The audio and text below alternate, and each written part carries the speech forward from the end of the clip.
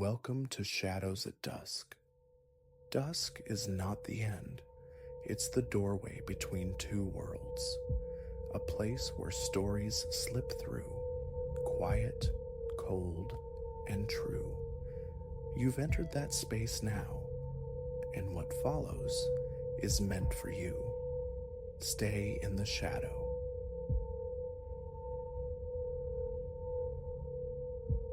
Amidst the weekend sprawl of cast-offs, rust-kissed tools, porcelain casualties, yellowed paperbacks breathing dust, it found me, not the other way around. Huddled beneath a tangle of costume jewelry, a small looking glass, its metal frame dulled to pewter, the clasp sprung loose like a sigh. Why, that piece? A peculiar insistence thrummed beneath my ribs, an invisible tether pulling my hand forward before conscious thought could intervene. The proprietor, a desiccated man folded into his chair, offered a silent, knowing incline of his head as I held it up. A number rasped from his throat. Coins changed hands. Pocketing the compact, a sudden alien pressure clamped around my sternum. Not excitement's flutter, but a taut, warning wire. Fatigue, so I reasoned. Just the day's weariness. Home was, and remains, a third-floor box, serviced by a groaning lift, where the couch sinks low in surrender, and wallpaper curls away from the corner like a forgotten secret. Claustrophobia breathed from the walls. I'd shed the day's exhaustion onto the sagging springs, the flea market find relegated to the coffee table's clutter, promptly ignored, until the deep quiet hours. Preparing for sleep, my gaze snagged on it, lying under the weak halo of the floor lamp. An odd sentience seemed to emanate from the small object. I could have swept it into a drawer, buried it. Instead, I left it exposed. After the ritual of toothpaste and water, I found myself drawn back to the sofa, the compact cool in my palm. The latch yielded. Within, the glass lay murky, streaked perhaps by time or neglect. My own face stared back, hair unkempt, the geography of sleeplessness mapped beneath my eyes. Then, a tremor in the periphery, behind me. A whip-quick turn and revealed only the familiar confines of my living room. Faulty glass, I decided, or a film of grime. A swipe with my sleeve cleared it momentarily. Just my reflection remained. I snapped it shut, the click unnaturally loud in the stillness, and retreated to bed. The following day unfurled in a blur of obligations, errands demanding attention, work clawing for its due. The mirror lay dormant in my thoughts until evening descended. Bolting down a solitary meal, I gravitated once more to the couch, that small, tarnished object exerting its silent summons. Why? The question remained unanswered, irrelevant against the pull. As the clasp gave way, an icy tendril traced the nape of my neck. My reflection surfaced, familiar yet accompanied. Behind my mirrored self hovered an anomaly, a disturbance in the reflected space. Less a shadow cast by furniture, more a smudge, a vague discoloration hinting at form but refusing definition. Again, the swift turn, the empty air. Returning my gaze to the glass, the aberration had vanished. A frantic drumming began in my chest, a physical tension coiling in my gut. Not outright terror, not yet, but the body's primal alarm. I closed the compact, placing it carefully aside, seeking refuge in the television's flickering light. Yet my eyes kept straying towards it, a morbid curiosity warring with a rising tide of unease, preventing me from seeking confirmation. Days bled into a disquieting pattern. The mirror became a focal point, a compulsive check-in. My own visage remained constant, but the presence behind it evolved. What began as a smear coalesced, darkening into a patch of void tethered to my reflection's location. With each viewing, it seemed to sharpen, its edges gaining a subtle, disturbing clarity. Anxiety became my unwelcome companion, a constriction in my lungs, slick palms, breath catching shallowly. Just distortions, I insisted internally, the quirks of antique glass. Yet the lie felt thin. One afternoon, testing a nascent dread, I inclined my head.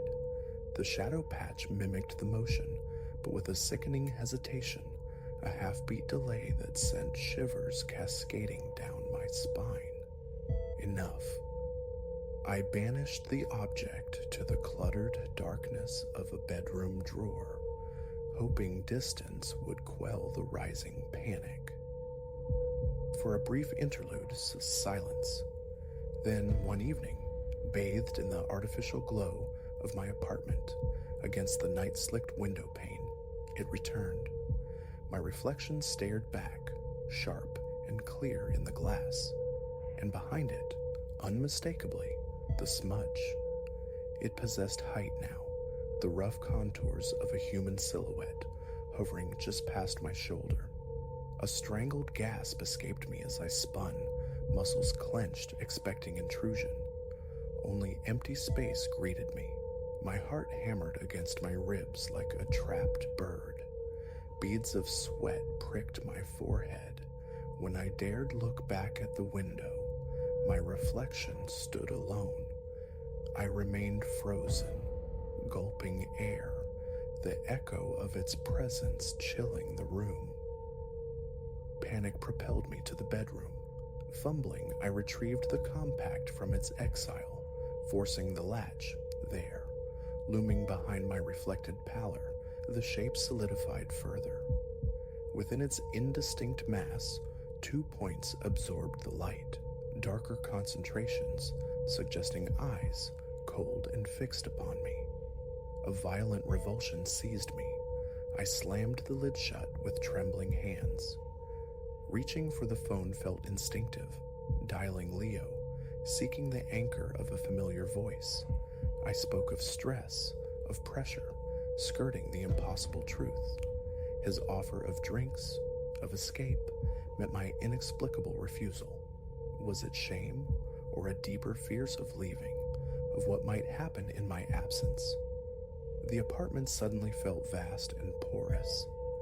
I stalked its perimeter, peering into closets, behind furniture, a rational mind battling burgeoning paranoia. Sleep offered little respite that night, and the following days brought a new horror. Whispers, faint, sibilant sounds curling around the edges of silence, seemingly originating just over my shoulder. A dry, rasping quality, like autumn leaves skittering on pavement, forming half-articulated syllables that logic couldn't parse. Each time, I'd whirl around to find nothing, goose flesh prickling my arms in the wake of the phantom voice. Morning light offered a fragile truce. Routine became a shield. Dress, eat, depart. The city's thrumming energy provided a temporary buffer, almost convincing me the terror was a figment of sleep-deprived imagination, until the lobby of my workplace. Gleaming metal panels lined the walls, throwing back distorted images of the morning rush. My own reflection slid past, and then it manifested, a dark adherence clinging to my mirrored back. I stopped dead, ice water flooding my veins, my pulse a frantic drum against my ears. A stranger's concerned query snapped me back. I mumbled an assurance, fleeing into the ascending elevator, the phrase "losing my mind" echoing internally. The workday was a tightrope walk over a chasm of reflections. I averted my eyes from windows, polished desks, even the dark screen of my monitor. A necessary trip to the restroom became an exercise in willful blindness, staring fixedly at the sink basin. Yet peripheral vision betrayed me, a fleeting, indistinct darkness lurking near my shoulder in the mirror's expanse. I fled. The journey home included a detour, a hardware store. A desperate, perhaps foolish plan took shape. Duct tape, thick and silver. A small, sturdy box with a lock. Back in the perceived sanctuary of my apartment, I swaddled the mirror in a towel, cocooning it in layers of tape until it resembled a crude artifact. This bundle went into the box. The key turned decisively in the lock. I slid the container into the abyss beneath my bed, praying containment would bring peace. For a night, it seemed to. Relief washed over me, deep and profound. Sleep came easier. But the reprieve shattered the following afternoon. Rain had ceased, leaving glistening streets. Skirting a wide puddle near the curb, my downward glance caught my reflection and its passenger. Sharper now, undeniably humanoid in its silhouette. Shoulders, a head-like shape, stark black against the watery sky. A full body clench, breath seized, vision tunneling. I staggered backward, nearly losing my footing, drawing concerned glances from passers-by. Mumbling incoherently, I hurried away, the truth hitting with sickening force. Locking the mirror away had changed nothing. This thing wasn't in the mirror. It was attached to me. The whispers grew bolder, shedding their timidity, seeming to emanate from the very air beside my ear. And with them grew the insidious lure of the mirror. An itch I couldn't scratch, a magnetic pull towards the box beneath the bed. Resistance felt futile, a dam straining against an inevitable flood. Late one night, under the weight of sleeplessness and dread, I succumbed. The box emerged from the dust bunnies. The lock clicked open. Tape yielded, towel fell away. My hands trembled violently as I raised the compact, forcing the lid back on its hinges. My reflection swam into view, a ghastly portrait of fear, pale and slick with sweat. Behind it, the entity dominated the glass, a stark silhouette pressed close, its form utterly black save for those two abyssal points where eyes should be. A glacial tremor traced my spine. My gaze locked with those non-eyes, held fast in a horrifying paralysis. My mouth was dust. The frantic thudding in my ears drowned all other sound. Time stretched, warped. Then, impossibly, a portion of the silhouette detached, an appendage-like shape lifting, extending forward within the mirrored world, seeming to press against the inner surface of the glass. A visceral knot tightened in my stomach. With a strangled cry, I snapped the mirror shut, so forcefully the old latch fractured, and hurled it away. It skittered across the floorboards with a cheap clatter. Clutching my head, I fought for breath, nausea churning, thoughts fragmenting into pure, unadulterated panic. It lay where it fell, a small, malignant object on the floorboards. I paced the confines of my apartment, like a caged animal, the air thick with its unseen presence. Every shadow seemed to deepen, to coalesce momentarily into that shape. My hearing played tricks, conjuring phantom footfalls just behind me, the whisper of disturbed air. Sleep remained elusive. The following day was a strained performance of normalcy, cleaning, laundry, a desperate attempt to ignore the fractured compact. But its influence bled outwards. A flash in the curve of a door handle, a fleeting darkness on the blank television screen. It was becoming an afterimage burned onto my perception. By late afternoon, the tension reached breaking point. A new, desperate strategy formed. Clutching the mirror, I descended to the building's neglected basement, navigating towards a small, grim utility room choked with dust and the scent of damp concrete. I placed the mirror on a grimy workbench, my intention destruction. A heavy hammer felt weighty, purposeful in my hand, yet as I raised it, that familiar, chilling inertia seized me. My breath hitched. What power resided in this object? Would shattering the glass unleash the entity, or merely splinter its prison, making things infinitely worse? The naked bulb overhead flickered erratically. A draft, colder than the subterranean air, slithered past my cheek. My grip tightened on the hammer, knuckles white. I glared at the open mirror, my own distorted face peering back from the gloom. The figure was less distinct here, yet the outline remained, a subtle disturbance in the reflection. My arm tensed, muscles screaming to strike, but the shadow within the glass seemed to anticipate, to wait, and the whispers returned, amplified in the enclosed space, weaving their incomprehensible threads around me. My heart hammered a frantic rhythm against my ribs. Sweat traced cold paths down my temples. With a shuddering sigh, I lowered the hammer, defeated. I couldn't do it. Instead, I snapped the mirror closed, the sound sharp in the stillness. Once more, the ritual of towel and tape. Once more, the confinement of the locked box.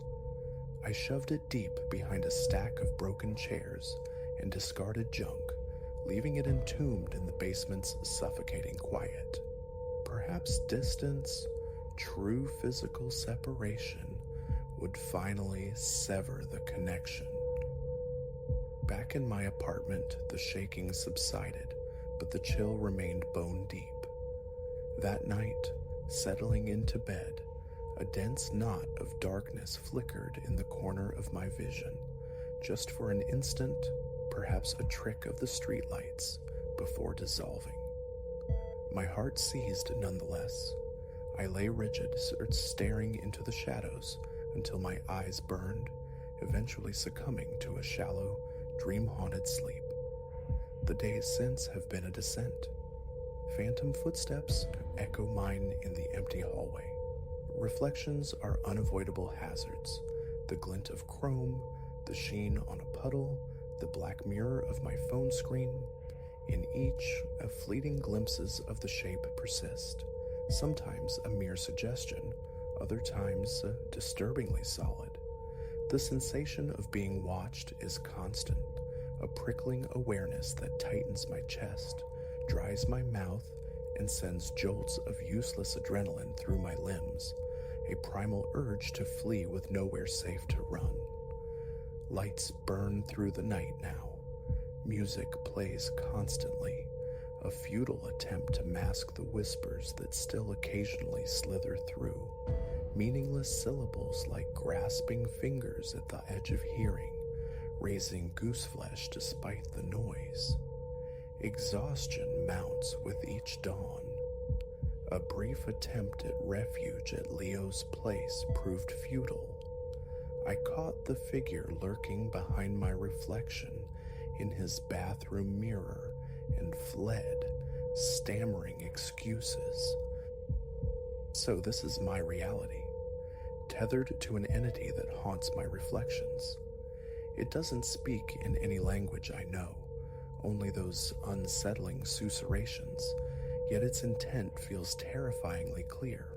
Proximity, emergence.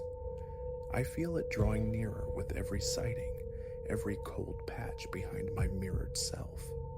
My spine prickles, my breath catches. My thoughts loop endlessly, searching for an escape hatch that doesn't exist. I haven't returned to the basement. The box remains hidden, locked. A part of me, the part worn thin by fear, screams to retrieve it, to confront this thing, to force an end. But a deeper, colder dread paralyzes me. The visceral certainty that opening the mirror again will be the final act, that I will see its face, truly see it, and in that moment, it will step free from the glass and into my world irrevocably. My hands tremble even now at the thought. I exist in this fragile stalemate, unable to destroy the vessel, terrified to release its occupant, a perpetual state of vigilance, scanning every reflective surface, half waiting for the shadow to detach itself, to turn, to finally arrive. My body is a knot of tension, my pulse erratic, my stomach churning. The silhouette remains, my constant silent companion in glass and metal, patiently waiting for its moment. And I wait, praying that moment is eternally postponed.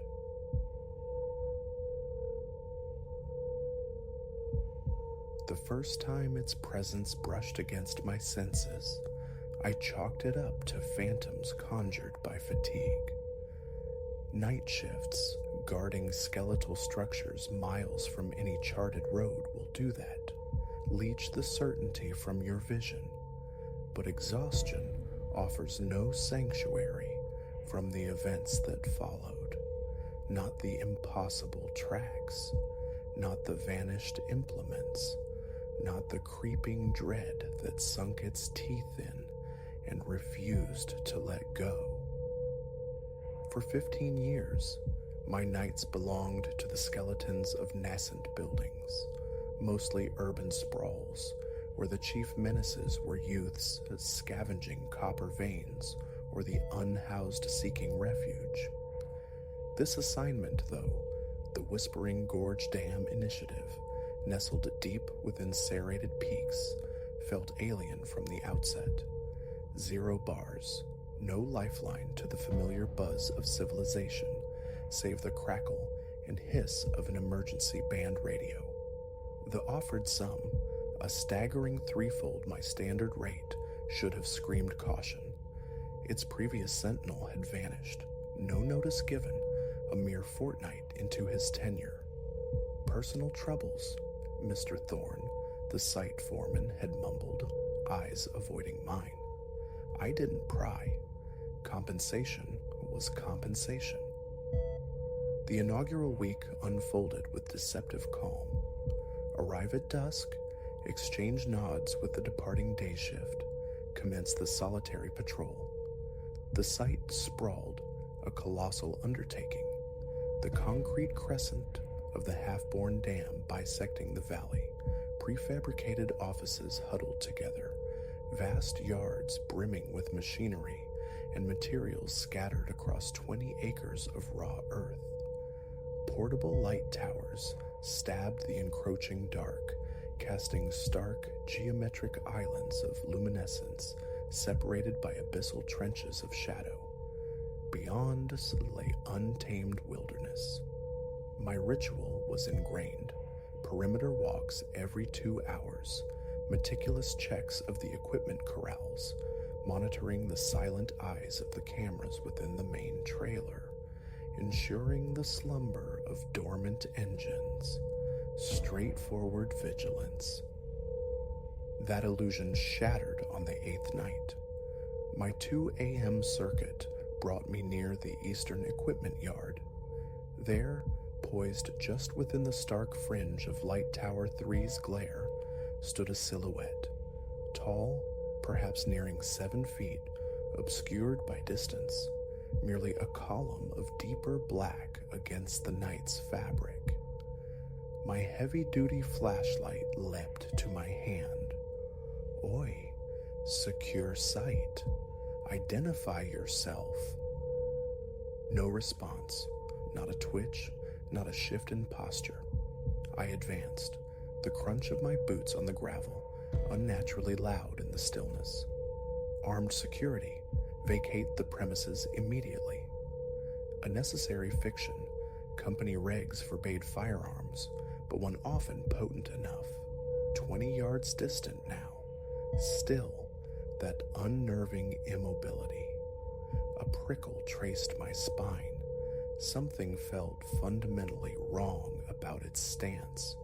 Rigid, lithic. Final warning. Authorities are being notified. 15 yards. The tower's harsh light began to sculpt vague details. Dark work garb, sturdy boots, the unmistakable dome of a hard hat. 10 yards. My pulse hammered against my ribs. Its proportions seemed subtly distorted, limbs elongated, the neck canted at an unnatural degree. 5 yards. I lifted the flashlight beam, aiming for where a face should be. Nothing. Void. My breath hitched. The cone of light sliced through vacant air where the figure had been anchored an instant before. Only emptiness remained, bleeding into the greater darkness beyond the tower's reach. I spun, flashlight beam slashing frantically through the gloom. Silence. No scuff of retreating footsteps. No flicker of movement in the peripheral shadows. Only the ceaseless, low thrum of the generators feeding the lights. Tremors ran through my hands as I fumbled with the radio handset. Control, this is Silas, confirming site status. Any authorized personnel unaccounted for.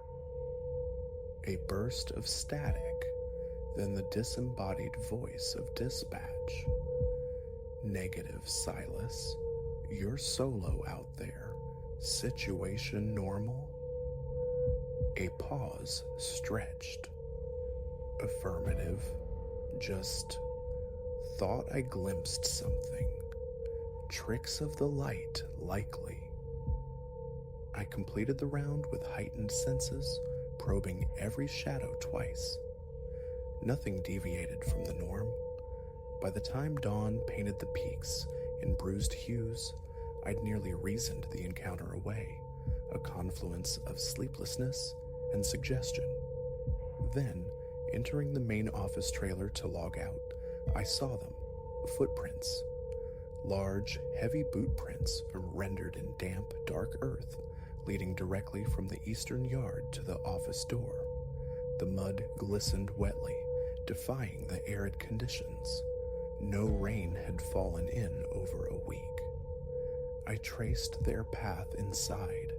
They marched straight to the tool storage annex. The door remained locked exactly as I'd secured it earlier.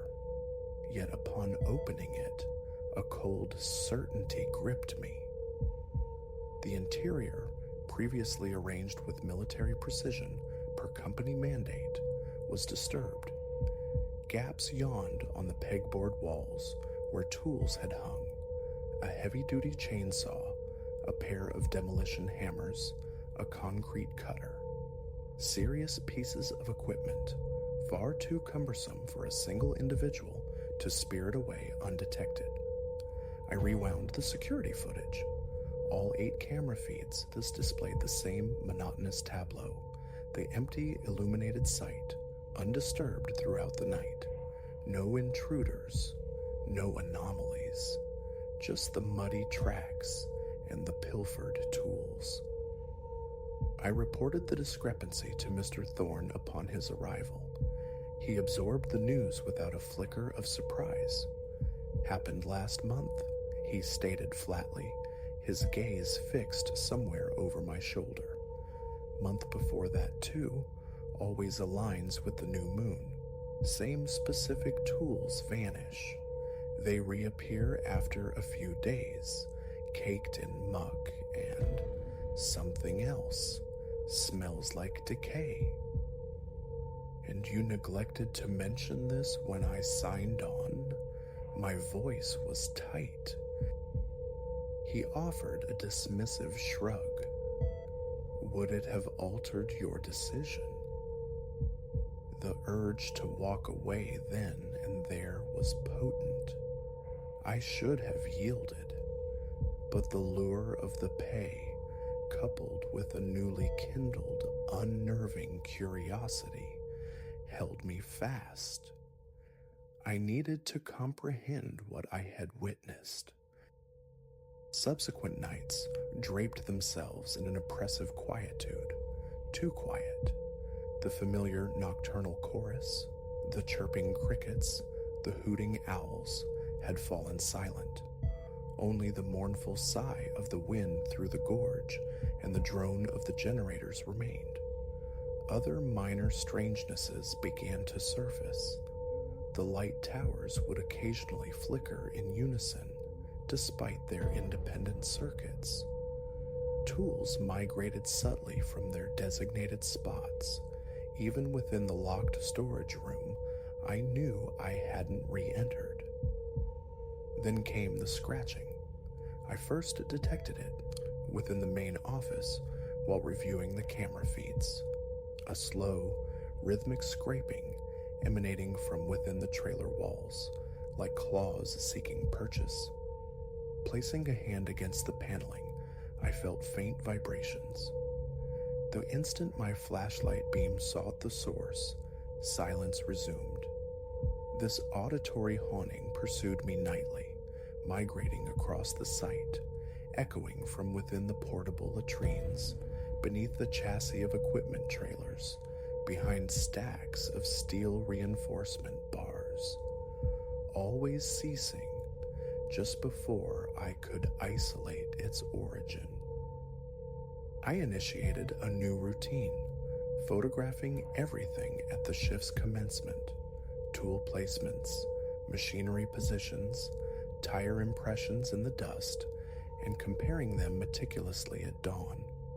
Minor discrepancies accumulated. A spanner shifted half a foot to the left. A hard hat rotated on its hook. Surveyor's stakes inexplicably driven deeper into the earth. The day crews remained oblivious. Whatever transpired, it belonged solely to the night. A week after my encounter with the faceless figure, the first overt message appeared, gouged into the office door's paintwork with crude, jagged strokes. "Get out." Mr. Thorne painted over it without comment before the day shift arrived.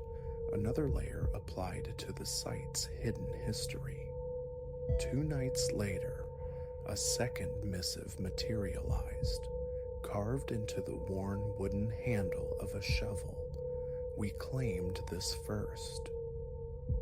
Driven by unease, I began delving into the dam site's past. The project itself had faced years of delays due to environmental disputes and legal battles. Prior to that, the land was designated pristine wilderness. Digging deeper, however, unearthed fragmented references to an old mining concern from the 1880s, the Black Vein Mine. Records were sparse, mentioning a catastrophic accident, a tunnel collapse. 27 miners entombed, their remains never retrieved. The mine entrance, legend claimed, had been sealed with dynamite. Its precise coordinates were lost to time, but superimposing antiquated survey maps onto the dam's blueprints sent a jolt of ice through my veins.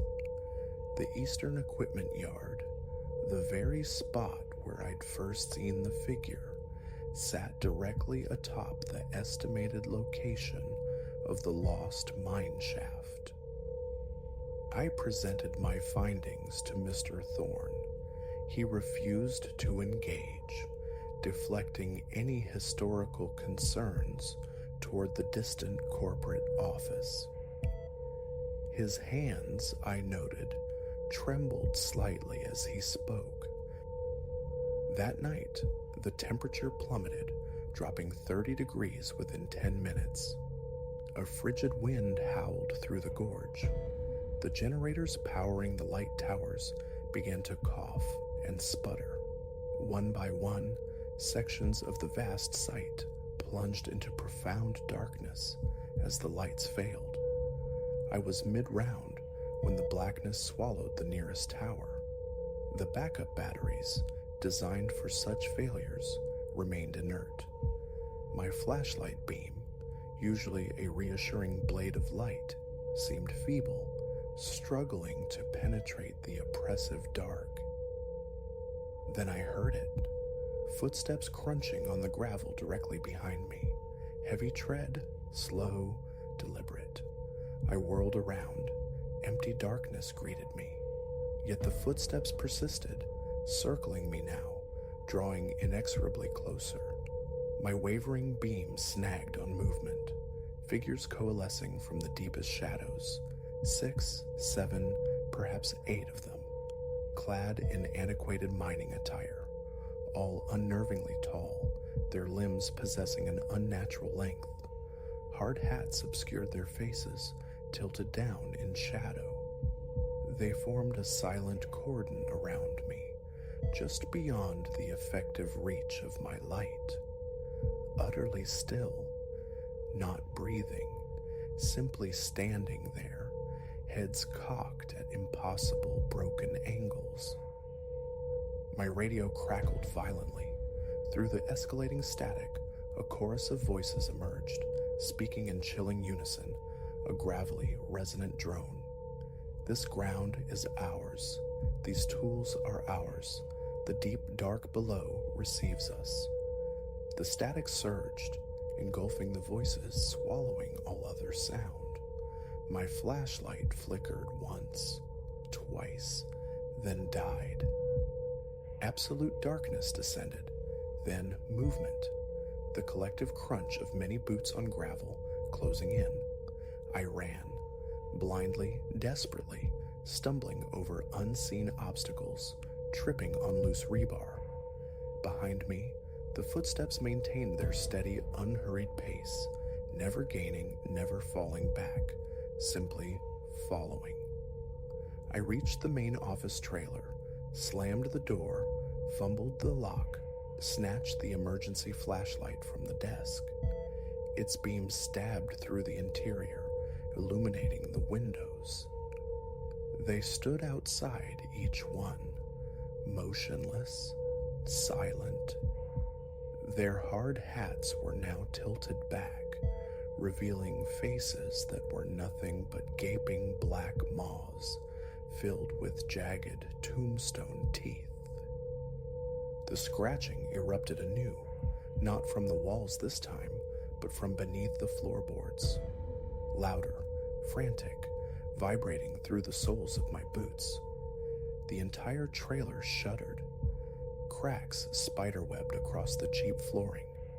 Dark, viscous mud, thick with the stench of rot and corroded metal, began to ooze up through the fissures. I kicked out the window, furthest from the ring of watchers, and scrambled through, hitting the ground running. Ran until my lungs burned, ran until I reached my truck, parked near the access road. Didn't ease off the accelerator until 10 miles of mountain road lay between me and that cursed sight. From the cracked receiver of a gas station payphone, I informed Mr. Thorne I was finished. "They all leave eventually," he replied, his voice heavy with resignation. "We'll post your final check." 3 months have passed since that night. A week after I quit, the missing tools materialized in the parking lot of the nearest county sheriff's office, coated in dried mud, rust, and flecks of something unidentifiable I refuse to contemplate. The Whispering Gorge Dam project continues, perpetually behind schedule. They hired another night guard, then another. The position sees constant turnover, yet they always find someone desperate enough for the paycheck.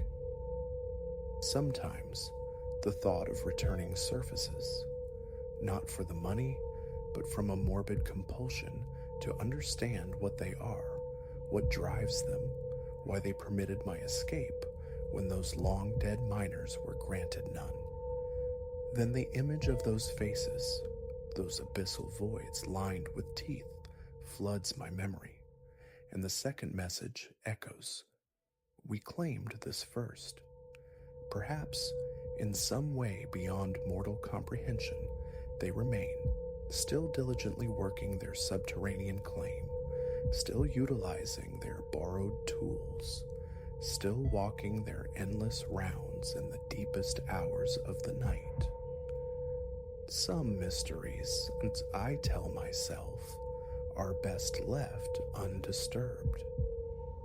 Last week, a letter arrived. No return address. Inside, a single sheet of cheap paper, words gouged into its surface in that familiar, ragged script. We await you, night watchman. Return to the deep. Your place is kept warm.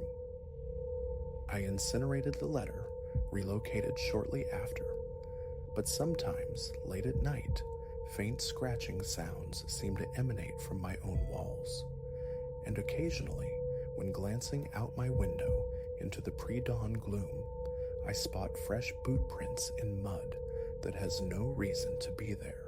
They are patient, and some deep, so-called part of me recognizes that eventually I will go back.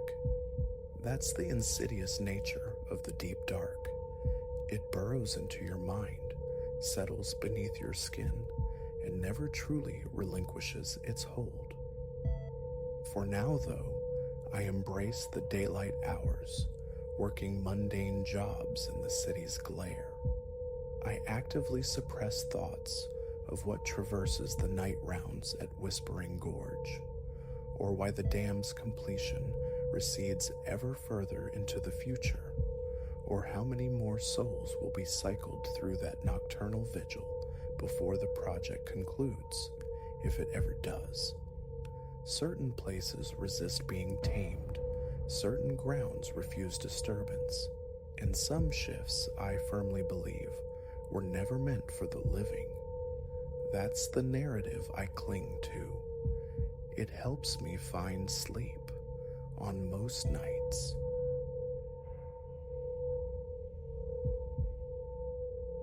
The missive arrived unbidden on an afternoon bleached of color. It materialized in my letterbox, a brittle envelope addressed in meticulous, slightly archaic script. Within, a terse notification.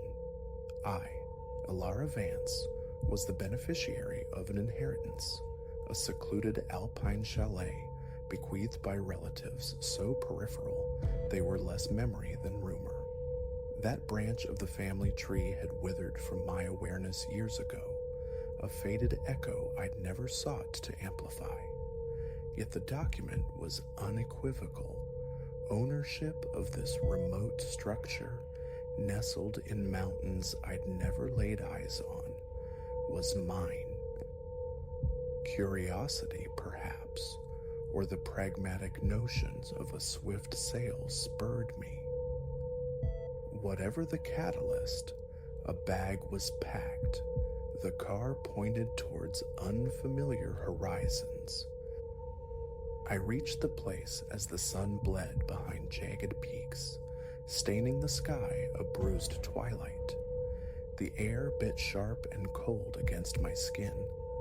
Perched overlooking a deep valley, the chalet presented itself, a skeletal structure of weathered timber, its porch steps fractured, paint peeling like sunburnt skin, the roof hinting at vulnerabilities beneath. Shutters hung askew, broken teeth in a grimacing facade. A riot of weeds and parched grass choked the surrounding yard, converging on a slender path that snaked towards the entrance. It bore the look of profound abandonment, yet the letter contradicted this desolation. Cutting the engine near the porch plunged the world into an abrupt vacuum of sound. No birdsong, no wind sighing through pines, only silence, thick and unnerving. Slinging my bag over my shoulder, I ascended the porch. Each footfall elicited a brittle symphony of creaks from the protesting wood, releasing a faint ghost of decay and settled dust. The key, provided with the letter, turned stiffly in the lock.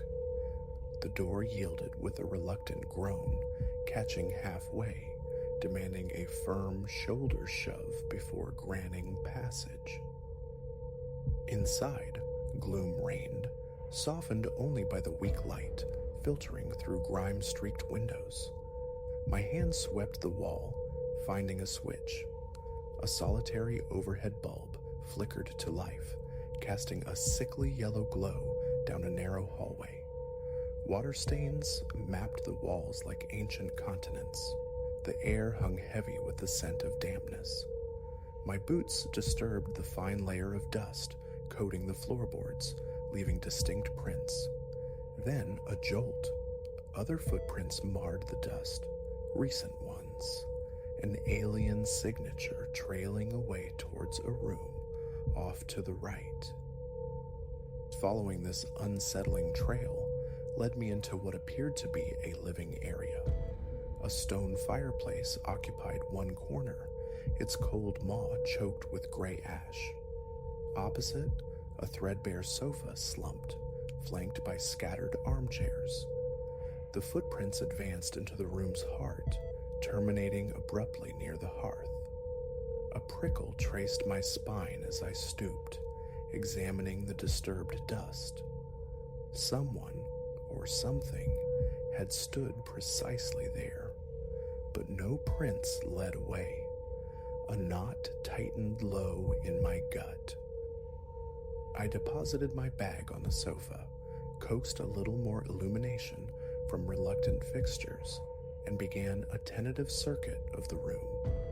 Shelves lined one wall, burdened with aging books and dusty bric-a-brac. A film of neglect coated everything, save for peculiar streaks where the dust seemed recently, inexplicably, wiped clean. My fingers, tracing the contour of a shelf, came away gray. Then behind me, a soft percussion, like knuckles rapping gently on wood. I whirled around, nothing. My first night unfolded in strained quietude. Upstairs, I claimed a small bedroom, the one seemingly least violated by dust. My suitcase found a perch on a weary chair. Cracking the window invited a sliver of frigid air, a welcome counterpoint to the stale atmosphere within. I stripped the bed of its dusty shroud, half expecting to unearth forgotten family albums or intimate belongings. The drawers, however, gaped mostly empty. The closet harbored only a few moth-ravaged jackets. A corner lamp, when coaxed to life, offered an anemic glow. Around midnight, a distinct popping, the sound of combustion, roused me. The air, I realized, held an impossible warmth.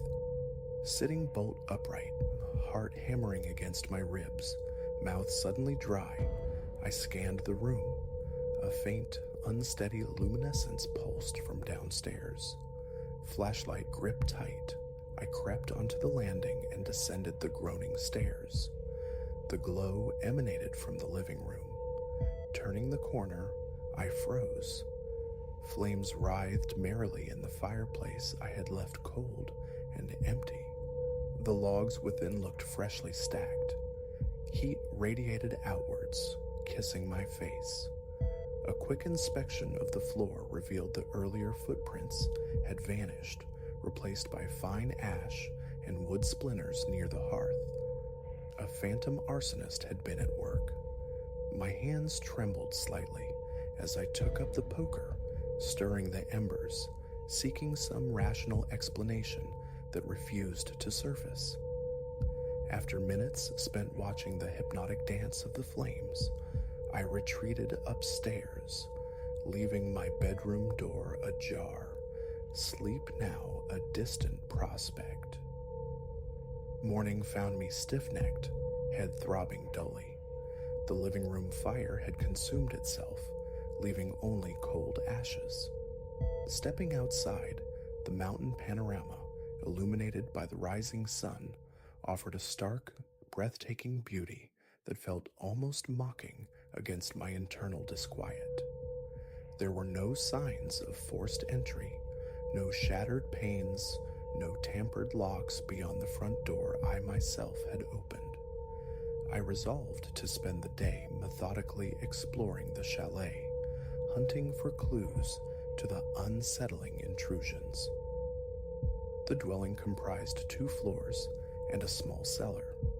Upstairs, beyond my temporary bedroom, lay 2 further rooms.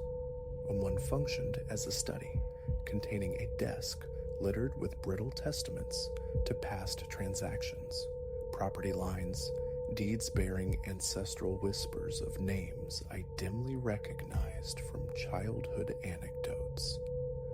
A notation mentioned necessary repairs for moisture damage. Nothing suggested recent occupancy or stewardship. The adjacent room housed a gallery of ghosts, portraits lining the walls, their varnish darkened with age. Stern men and women in formal attire stared out from the canvases, their expressions unnervingly blank, their painted eyes possessing a vacant scrutiny that seemed to follow my movements. Drawn closer to one likeness, a man whose nose and jawline bore a kinship chillingly familiar to my grandfather's, I could discern the artist's brushstrokes. His gaze felt particularly fixed, intense. A coldness seeped into my chest. My hand brushed the frame. It shifted slightly on its nail. Downstairs revealed a time capsule kitchen, its appliances relics of a bygone era, cupboards stocked with dusty tins and stacked dishes untouched for apparent decades. The adjoining dining area featured a large table surrounded by chairs. A stained tablecloth clung to its surface, and the room held the faint, persistent odor of old grease and stagnant air.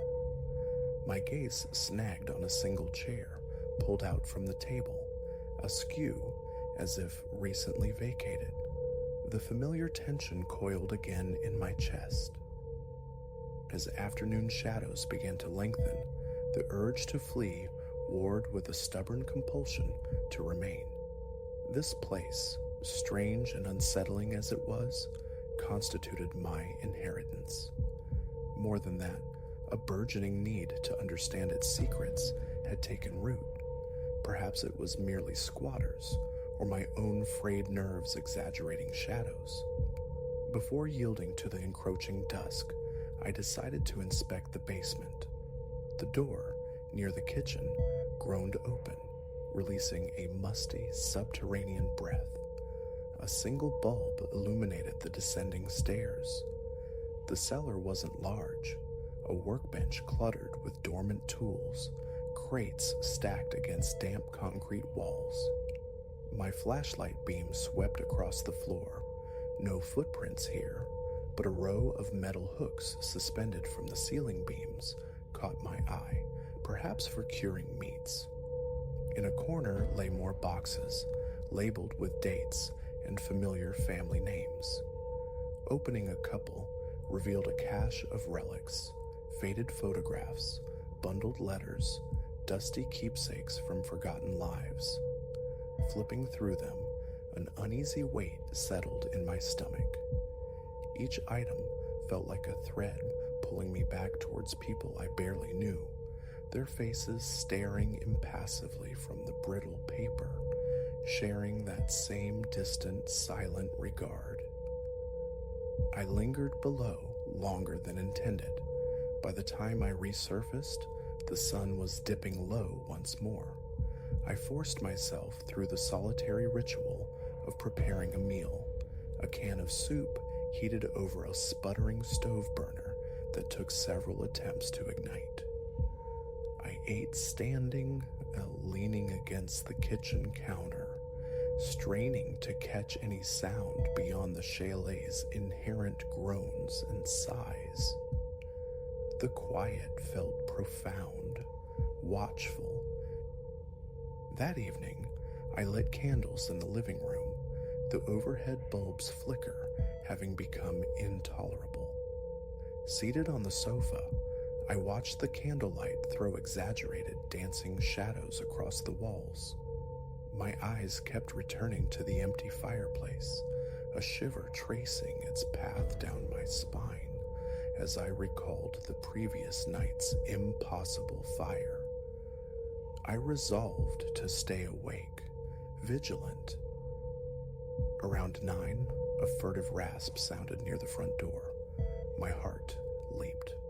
Rising slowly, I moved towards the hallway. Nothing. The door remained shut, the dim hall light unchanged.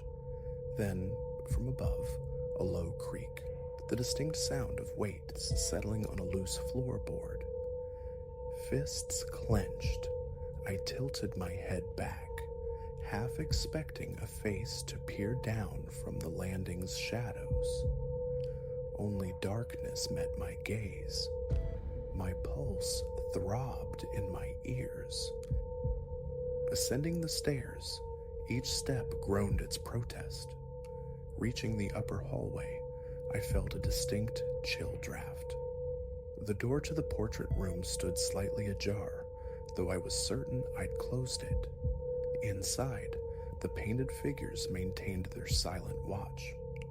My flashlight beam swept across their faces before landing on the floor. There, faint in the dust, was the unmistakable imprint of a bare foot. It led directly towards one portrait in the corner, that of a stern, middle-aged man with close-cropped hair and rigid posture.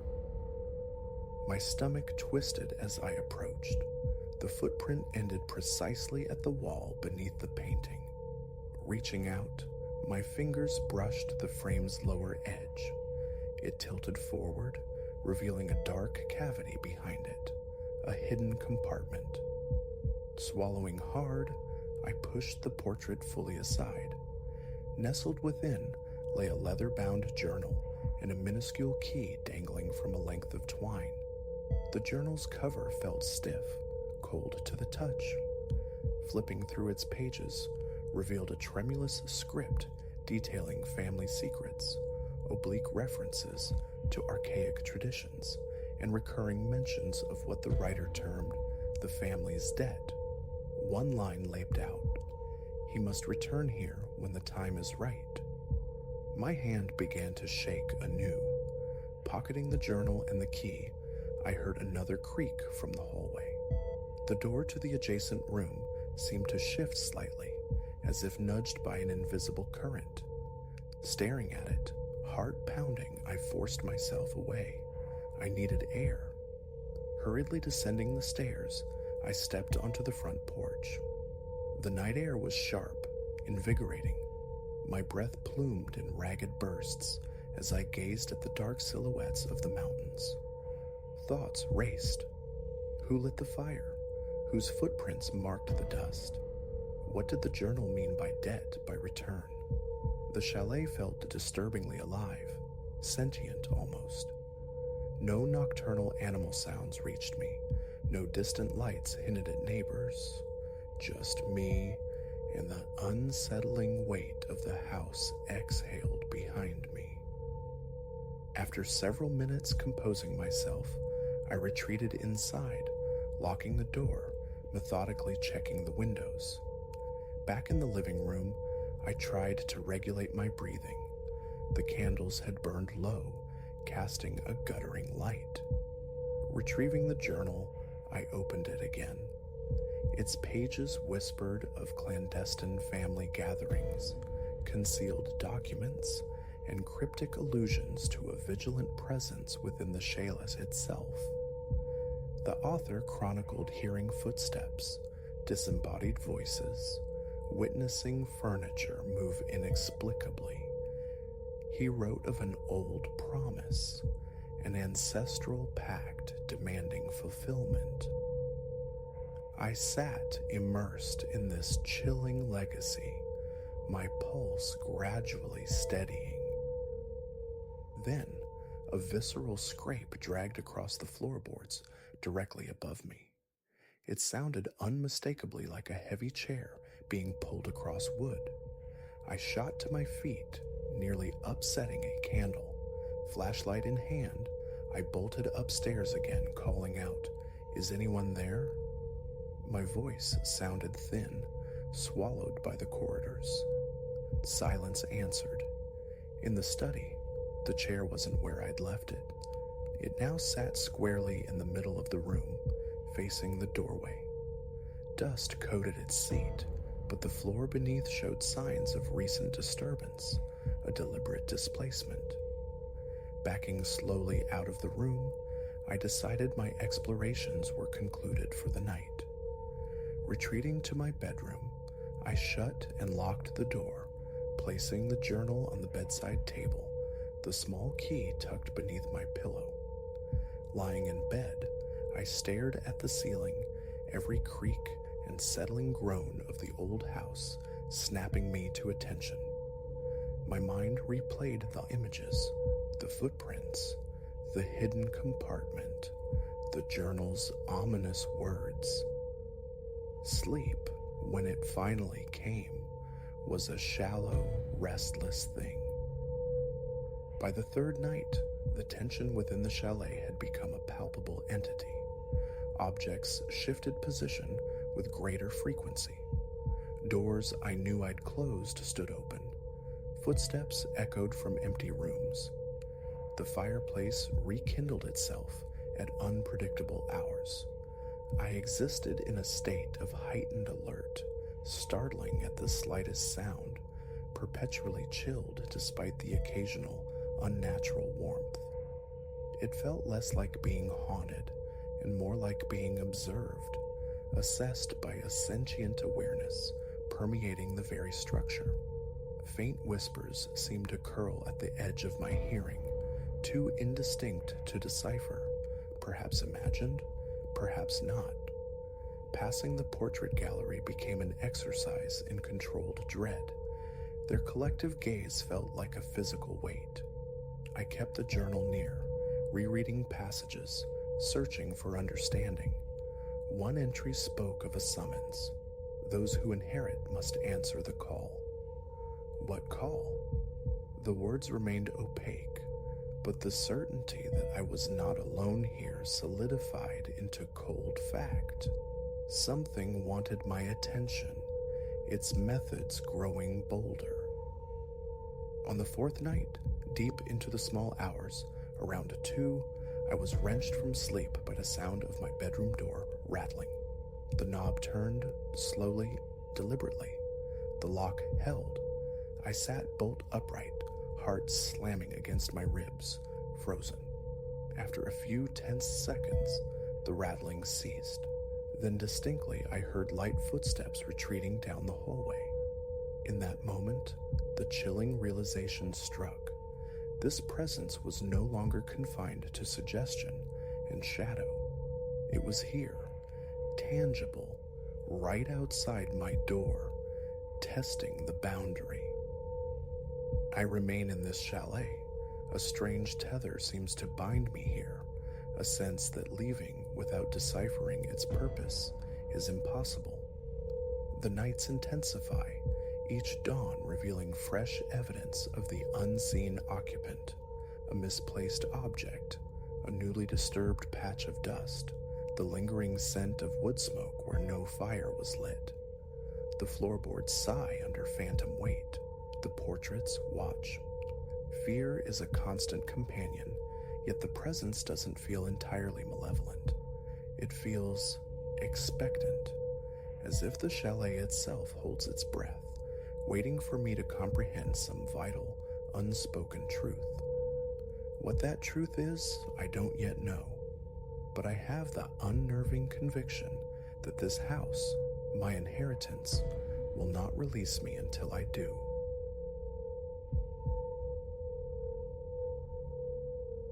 That first glimpse, a smear against the night-draped window pane, a trick of refraction surely, played by the city lights on 14th floor glass. Yet by the third visitation, certainty had curdled into chilling conviction. No illusion, this. Something lingered out there in the void, its attention fixed solely on me. And as the graveyard shift bled towards dawn, a deeper dread took root. Would I witness the sunrise, or would sanity, perhaps even life itself, desert me first?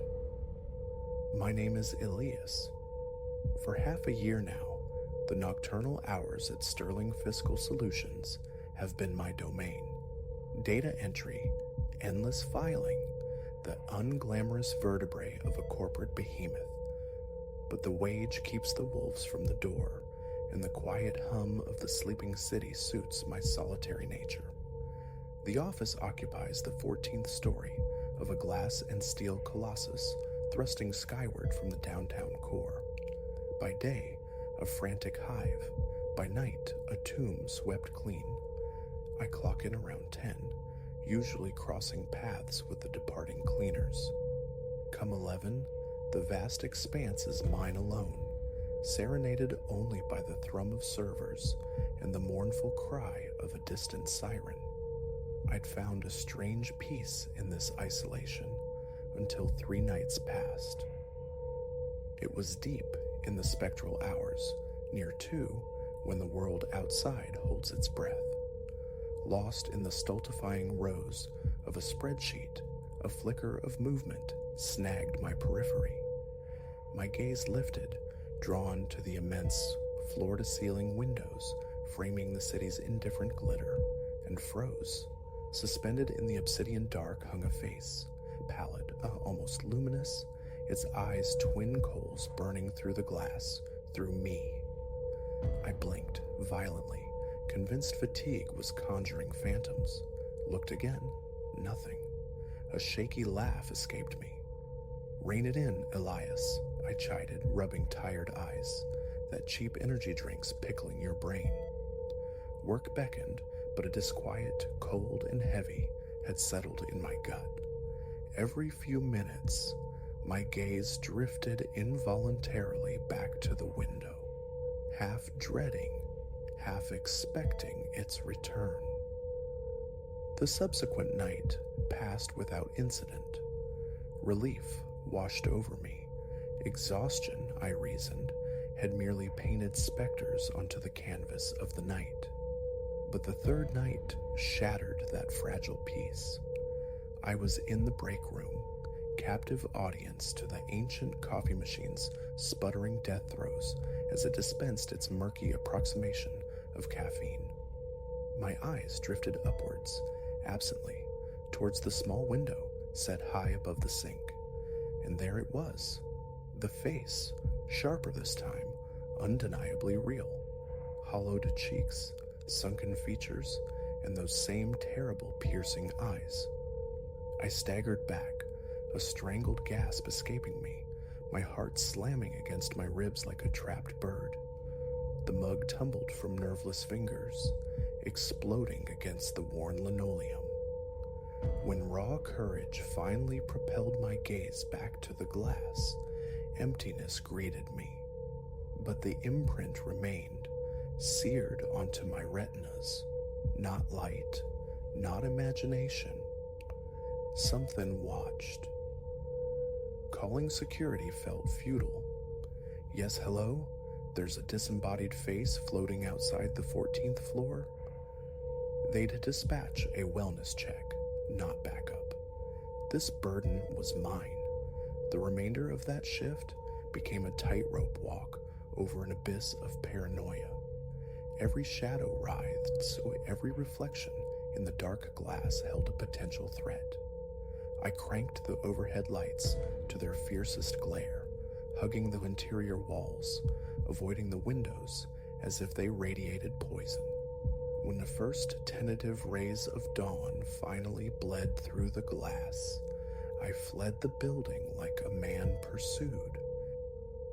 Sick days were a luxury I couldn't afford, yet the thought of returning, still, a stubborn refusal to be routed by shadows, real or imagined, won out. The following night found me back at my station. An unnerving normality initially pervaded the office. I submerged myself in the familiar rhythm of tasks, consciously quelling the insistent prickle of unease crawling up my spine. But as the hours deepened, the ordinary began to fray. Files I distinctly remembered archiving reappeared on my desk after a brief trip to the restroom. My coffee mug migrated inexplicably across the counter, and ceaselessly, relentlessly, the sensation of being observed. Around 1, a sound scraped against the silence, freezing the marrow in my bones, tapping from the window. A slow, deliberate, insistent percussion, like skeletal fingers drumming against the glass. I turned, agonizingly slow, my throat constricted, pressed hard against a pane. No longer ethereal but sickeningly solid was the face. Its mouth worked silently, shaping words I wouldn't hear. A strangled cry tore from me as I scrambled backward, my chair crashing to the floor. I bolted for the elevators, hammering the call button with frantic desperation. As the polished steel doors slid shut, a reflection flickered across their surface. A figure, impossibly tall and skeletally thin, gliding across the vacant office floor, closing the distance. The elevator's descent felt glacial. Finally, the doors whispered open onto the ground floor lobby. I burst out, nearly colliding with the night security guard, Mr. Davies, who jolted upright from his desk. "Whoa, easy there," he cautioned, his brow furrowed. "Everything all right, Mr. Thorne?" I must have been a spectacle, ashen, drenched in cold sweat, eyes wide with unutterable terror. My mouth opened, but the words wouldn't form. How could I articulate the impossible without sounding utterly unhinged? "I'm not feeling well," I stammered, the lie tasting like ash. "Think I need to head home." Concern etched his features. "Need me to call a cab?" I shook my head numbly. "No thanks. The walk? Need the air." Hurrying out into the cool embrace of the night, I felt his gaze follow me, but it was a feeble thing compared to the weight of the scrutiny I'd endured 14 floors above. 2 sick days followed. I couldn't face the ascent, couldn't risk another encounter with that visage. But reality, sharp and unforgiving, intruded. The job was essential. So on the 3rd night, steeling myself, I returned. My mind was an arsenal of rationalizations. Stress, sleep deprivation, the corrosive effects of bad coffee. I would meet whatever awaited with clinical detachment. For hours, blessed normalcy reigned. No spectral migrations of office supplies, no sinister percussion on the glass. A cautious optimism began to bloom. Perhaps it had all been a product of a frayed mind. Then the lights died. One instant, sterile brightness. The next, suffocating darkness, broken only by the ghostly blue emergency lamps flickering to life, painting the familiar space in alien hues. My hand groped for my phone, security the immediate thought, when a whisper, intimate and chilling, breathed directly behind me. "Elias." I spun, heart seizing. There, coalescing in the spectral blue gloom, stood the figure, tall, emaciated, its skin possessing a pale, unnatural luminescence. The face from the window, yes, but now attached to a form far more grotesque than my fear had conceived, limbs too long jointed at impossible angles, fingers tapering to needle points, and its eyes, dear God, the eyes, were twin voids, swallowing the scant light, promising utter annihilation. What? What are you? The question tore itself from my throat. The thing's mouth stretched, a horrifying rictus that might, on a human countenance, approximate a smile. Here it was pure nightmare. I am the Watcher, it rasped, its voice like dry leaves skittering across pavement. I am the Waiter, and you, Elias, you are noticed. My legs, suddenly treacherous, carried me backward. Noticed for what? The question felt redundant. The answer was a knowledge I desperately wished to unlearn. It began to move towards me, a marionette's lurching gait, jerky and profoundly wrong. I ran, faster than I knew possible, a frantic flight through the shadowed office, down the echoing emergency stairwell, my pounding footsteps swallowed by the concrete emptiness.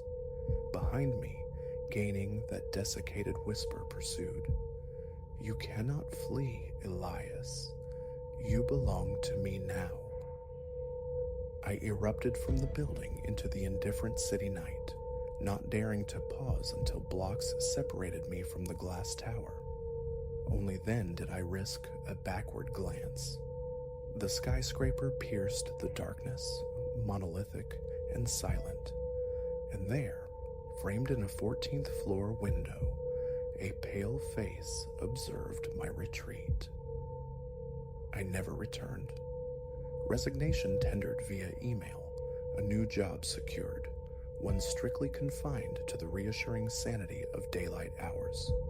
Yet sometimes, in the deepest troughs of night, I wake abruptly, the phantom sensation of eyes upon me prickling my skin.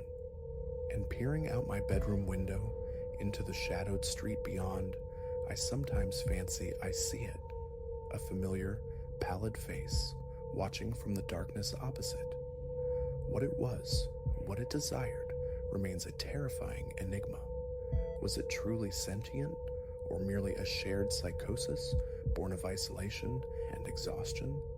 I cannot say, but this I know with chilling certainty. The night shift holds terrors I will never court again, and if you value your peace, neither should you. You can never be sure what stares back from the other side of the glass, patiently waiting to claim you.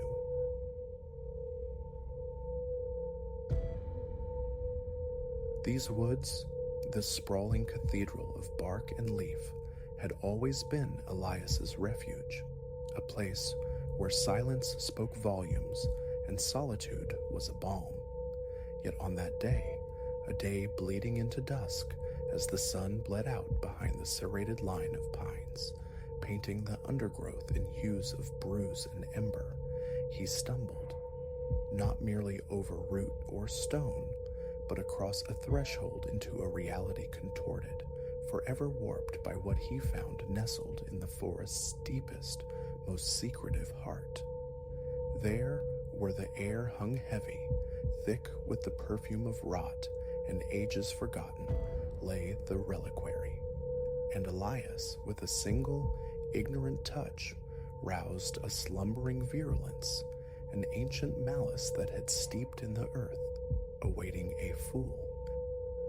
He departed at dawn's first breath, the air crisp enough to bite back, his pack laden with the hiker's trinity, nuts and dried fruits, water, and a dog-eared compendium of woodland flora. Beneath his boots, the familiar percussion of fallen leaves marked his passage along trails worn smooth by seasons of wandering. Countless times Elias had traced these veins through the forest's body, but a restless yearning propelled him today, a siren song from the uncharted green, the blank spaces on his mental map. Hours dissolved. The well-trod earth softened, yielding to tangled suggestions of paths nearly reclaimed by grasping undergrowth and generations of leaf fall. Here, the trees were titans, their gnarled limbs clawing at the bruised twilight sky like arthritic fingers frozen in supplication. A profound quiet descended, punctuated only by the furtive scuttling of unseen life deep within the briar. A primal tremor resonated within him, a low hum of warning, urging retreat to the known, the safe. But curiosity, that insidious human compulsion, gnawed louder, pushing him onward into the deepening gloom. Late afternoon light, slanted and golden, was snagged by something incongruous amidst the umber and viridian tapestry of the forest floor. A flicker or unnatural. Elias, intrigued, forced his way through a thorny barricade, the brambles tearing at fabric and flesh with spiteful indifference. And then he saw it. In a small, hushed clearing, bathed in the day's final theatrical glow, stood the reliquary. It defied comparison, a primitive altar of unhewn stone encircled by congregations of weathered, totemic effigies, alien glyphs coiled across every surface, their sharp edges blurred by the relentless sanding of wind and rain. He advanced, a slow, deliberate cadence, his heart a frantic drum against his ribs. The atmosphere thickened around the stones, charged with an invisible weight, an archaic awareness that prickled the hairs on his nape. Closer still, he discerned the offerings strewn at the altar's base, desiccated blooms, iridescent feathers, and arrangements of small, bleached bones that tightened a cold knot in his gut. What in God's name? The whisper escaped him as he knelt, drawn to the intricate carvings. In the waning light, the symbols seemed to pulse, to writhe with a subtle, internal motion.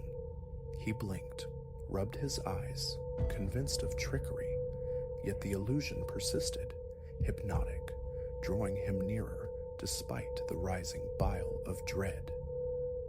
Impulse, thoughtless and swift, guided his hand. His finger traced the cool, complex geometry of a single glyph. The instant flesh met stone, an electric violence surged through him, a blinding white shock that felt less like energy and more like violation. Every nerve shrieked. He snatched his hand back, crying out, stumbling away from the altar's sudden malevolence. Silence descended again, absolute, save for the ragged tearing of his own breath. Then, insidiously, terrifyingly, the very fabric of the clearing began to unravel. It began as pressure, an encompassing heaviness bearing down. The temperature plummeted, his exhalations pluming white in the suddenly glacial air. Gone was the golden light, an unnatural, bruised twilight now bled from the reliquary itself, poisoning the clearing. And then he felt it, a consciousness vast, ancient, and so profoundly inimical that his own mind recoiled, scrabbling for purchase. It was as though the woods themselves had inhaled, every trunk, every stone, suddenly imbued with a dreadful, watching sentience. Survival screamed. Elias turned to flee, but his desperate lunge met an unyielding, invisible plane. He struck it hard, like hitting solidified air, the impact throwing him backward onto the damp earth. Panic, cold, and sharp clawed up his throat. Scrambling upright, he cast about wildly for an escape route, but the clearing had transformed. The encircling trees now soared to impossible heights, their branches knitting together overhead, weaving a living cage. Within the burgeoning shadows, movement flickered, shapes that defied geometry, coalescing and dissolving at the periphery of his sight. A growl, low and guttural, resonated through the enclosure, seeming to emanate from the very soil, from the air itself.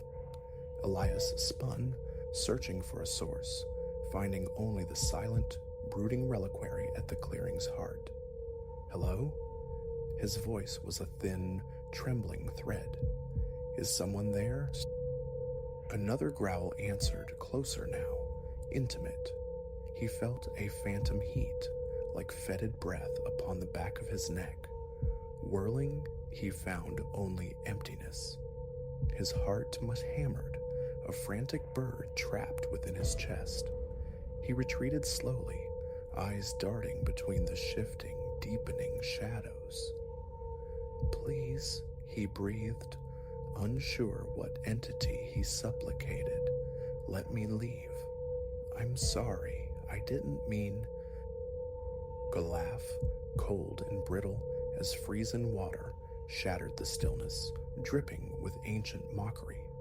Then, at last, a voice slid into his mind, bypassing his ears entirely. It possessed a texture unlike any sound, the grinding of tectonic plates, the sigh of millennia. Too late, small thing. It resonated within his skull. "You have stirred us. Now the price is due." The shadows around him thickened, congealed, assuming monstrous, shifting anatomies that logic could not grasp. Eyes, incandescent and inhuman, ignited in the gloom. Claws, impossibly sharp, reached from the darkness, hungry. Elias screamed then, a raw, primal sound torn from his very soul. He ran, directionless, propelled only by the desperate need to outpace the horrors snapping at his heels. Yet the clearing stretched, mocking his flight, an elastic nightmare with the reliquary forever receding, yet always central. Time fractured, losing all coherence. He fled through a landscape sculpted from fear, minutes or eons passing unmarked. His lungs burned, muscles screamed in protest, but cessation meant capture, meant consumption by the things that hunted him. Just as exhaustion threatened to buckle his knees, just as despair began its cold seep, he saw it, a tear in the claustrophobic weave of trees, a glimpse of ordinary forest beyond. A final, desperate surge of adrenaline propelled him forward. For one heart-stopping, eternal second, he felt the feather-light graze of claws on his back, the chilling proximity of that unseen breath. Then he burst through, tumbling headlong down a slope, slick with fallen leaves. He landed hard, the air driven from his lungs. For a long moment, he lay prone, gasping, eyes squeezed shut, terrified to confirm his surroundings. Gradually, the familiar symphony of the woods filtered back, wind whispering through leaves, the distant melancholic cry of a nightjar. Hesitantly, he opened his eyes. He lay at the foot of a small incline, surrounded by trees utterly mundane in their familiarity. The sun had nearly vanished, leaving streaks of violet and blood orange across the western sky. No clearing, no reliquary, no sign of the nightmare he'd narrowly escaped. Slowly, achingly, Elias hauled himself upright. His clothes hung in tatters, his skin a roadmap of scratches and burgeoning bruises. But he was breathing. He was free. Or was he? As he stood there, swaying slightly, trying to orient himself, an icy finger traced its way down his spine. Because there, visible through a gap in the ordinary trees, subtle but undeniable, was a flicker of unnatural stone, a crude altar ringed by weathered figures. His blood turned to slush. The horrifying truth crashed down. He hadn't escaped, not truly. The reliquary and the primordial wrongness he had unleashed was still present, watching, waiting. He ran. He ran with a speed born of sheer terror, a velocity he hadn't known he possessed. He didn't pause, didn't look back, until the blessed sight of his car materialized at the trailhead, miles distant. Driving away, hands slick with sweat and trembling on the wheel, the sensation of being pursued was a palpable weight in the small vehicle. In the days that followed, Elias clung to rationalizations, exhaustion, dehydration, a waking dream born of fear. Yet in the quiet hours, when shadows pooled deep and the world held its breath, he felt it, that ancient, predatory awareness, observing him from just beyond the thinnest veil of perception. He knows, with chilling certainty, that escape is an illusion. What he woke in the deep woods is patient, eternal. It waits, biding its time for a moment of weakness, a lapse in vigilance. And when that moment comes, when the barrier frays thin once more, it will reach for him, all precipitated by a single touch, a fleeting surrender to foolish curiosity. He had blundered upon a secret not meant for mortal minds, and in doing so, had irrevocably bound his fate to it. The reliquary in the woods might retreat into shadow, but its awakened malice endures, watchful and ravenous. Sooner or later, it will find Elias again.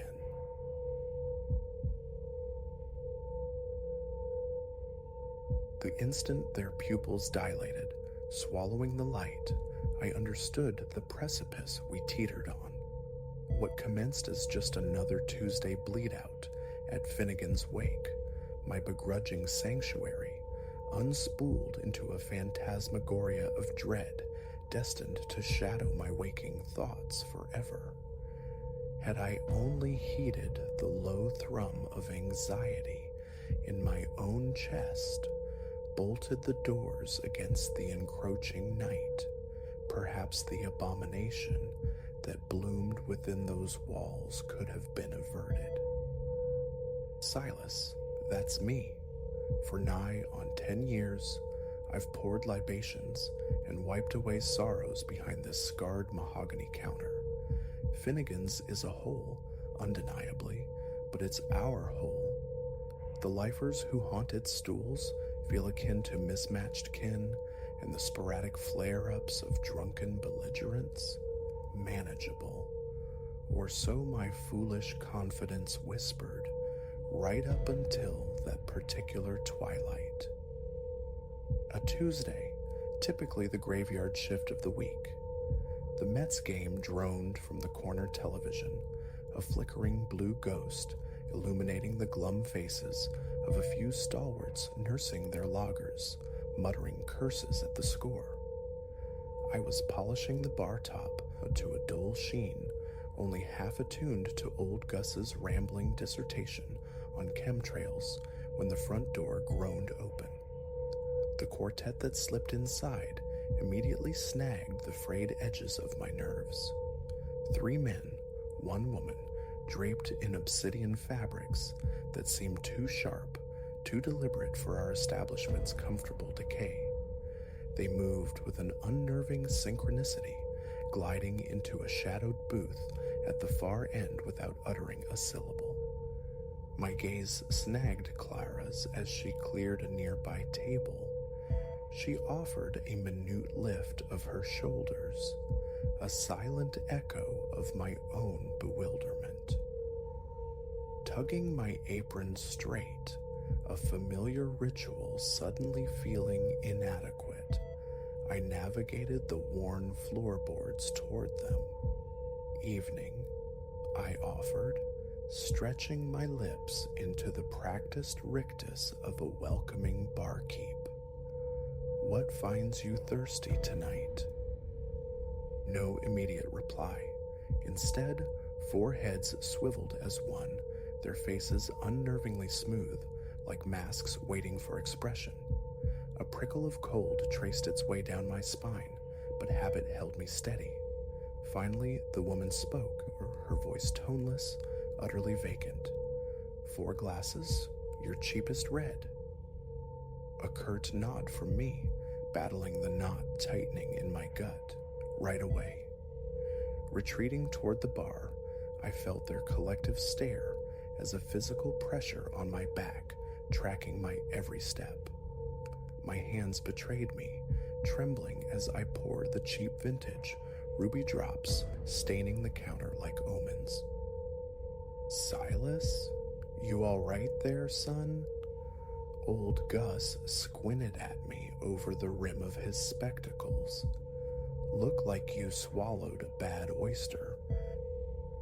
I manufactured a chuckle, thin and unconvincing. Weary bones, Gus. Just weary bones. I delivered the wine, placing the glasses down with deliberate care. The occupants of the booth remained statuesque, untouched libations ignored. Their focus seemed fixed on some vanishing point, beyond the grimy window panes, beyond the city itself. As the hours crawled toward midnight, the regulars began their slow exodus, peeling off into the night until only myself, Clara, old Gus, and the silent watchers in the corner remained. The quiet in the bar thickened, pressing down like a physical weight, punctuated solely by the television's low electric hum and the occasional soft chime of glass. Closing time loomed. I was steeling myself to politely eject the unsettling quartet when Clara's sharp intake of breath sliced through the stillness. I pivoted. She was pointing, finger trembling, toward the booth, her eyes vast pools of terror. They were altering. It began subtly within their eyes. The irises bled outward, an ink spill consuming the whites until only bottomless black voids remained. Then their skin, it began to writhe, to shift texture, acquiring the damp, unhealthy pallor of drowned things. And their mouths, sweet mercy, their mouths stretched impossibly wide, tearing at the corners into ghastly smiles crammed with what looked like splintered bone shards lining impossible jaws. I lurched backward, colliding with a pyramid of clean glasses. The resulting crash seemed to shatter the paralysis gripping the room. Old Gus emitted a strangled yelp, scrambling desperately for the exit. But one of the entities humanity had utterly sloughed off them materialized before him, a blur of impossible speed. Its taloned hand clamped around Gus's throat, hoisting him clear off the floor with effortless, terrifying strength. Gus's worn loafers kicked feebly, a frantic dance against the inevitable. Leave him. The shout tore from my own throat as I snatched a heavy whiskey bottle from the back bar. A pathetic defense, I knew, yet inertia was unthinkable. The creature swiveled its head, that grotesque rictus undiminished. It spoke, a sound that wasn't merely heard but felt, a subterranean growl resonating from the very air. We are famished. A wet, cracking sound punctuated the declaration as its grip constricted. I watched, impotent, as the light extinguished behind Gus's eyes, his frail body sagging into lifelessness. Clara screamed, a raw sound that jolted me from horrified stillness. I vaulted the counter, seizing her arm, yanking her toward the rear service door. Move, I gasped, propelling her forward. We burst into the narrow, garbage-strewn alley, the chill night air a shocking slap after the suffocating horror within. Relief was a fleeting phantom, scarce 10 paces gained, and one of them simply was before us, coalescing from the deepest shadows. Clara stumbled so it was nearly falling as she reversed direction. We spun, seeking escape the other way, only to find a second monster blocking our path. Trapped, hemmed in by nightmare. My thoughts scrambled, clawing for an escape route. The old cellar access, hidden behind a leaning tower of dented, empty kegs. A desperate gamble, but the only one left. This way, I yelled, dragging Clara toward the metal barricade. We heaved at the kegs, the screech of steel against gritty asphalt echoing obscenely loud in the sudden hush of the alley. The creatures advanced, their locomotion fluid, unnatural, predatory. Their breathing, a low, ragged aspiration filled with hunger, grew louder, closer. Finally, the heavy, slanted cellar doors lay exposed. I wrenched them upward, the shriek of rusted hinges grating on my nerves. In! Get in! I practically hurled Clara down the unseen steps into the musty dark. I tumbled after, slamming the thick wooden doors shut just as questing claws scraped violently against the exterior.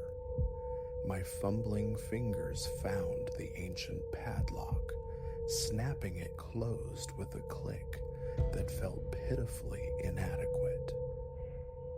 We huddled in the subterranean blackness, the frantic scrabbling and splintering impacts from above narrating the creature's attempts to breach our flimsy sanctuary. The wood groaned, protesting its imminent failure. What are they? Clara whispered, her voice a fragile tremor in the oppressive dark. I shook my head, a useless gesture in the void. Don't know, but we need another way out. Groping blindly, we navigated the cluttered cellar, stumbling over forgotten crates and the ghosts of discarded furniture. My hand brushed cold metal, a heavy-duty flashlight. I thumbed the switch. A bright cone sliced through the gloom, illuminating the far earthen wall. And there, scrawled in something dark and disturbingly viscous, words that burned themselves onto my memory. They walk when the barrier frays. Salt repels, iron denies, but only soul's return sends them fleeing. What's it mean? Clara breathed. Before I could formulate a guess, a deafening crash reverberated from the top of the stairs. They were through. Pure instinct took over. My eyes snagged on a heavy, wrought iron fireplace poker propped against a crumbling brick pillar. I seized it. Nearby, a half-empty sack of rock salt, likely abandoned after the last winter thaw. I tossed it to Clara. Make a circle, around us, quick. She didn't hesitate, frantically pouring a thick white perimeter on the dusty floor. I stood braced, poker held like a feeble sword, my heart hammering against my ribs with enough force to bruise. The creatures descended the stairs, their movements disjointed now, insectile, reaching the cellar floor, their black, depthless eyes fixed upon us. They surged forward, but halted abruptly at the salt line, recoiling as if striking an invisible, electrified fence. They prowled the circumference, emitting low, frustrated snarls, unable to cross the crystalline barrier.